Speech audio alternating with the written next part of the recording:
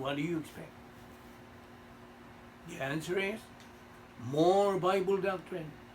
More Bible doctrine to assimilate, study, learn, believe, apply the Word of God in your spiritual life. So, when you are already growing, God is already preparing His escrow blessings to pour on you. You see? Once you have that capacity, God sees you through His omniscience. Good. Ken, Julian, Vince, June, Tanan, they are ready. Ian, Evan, are ready to receive the escrow blessings. Now I'm going to pour on them. And you know what?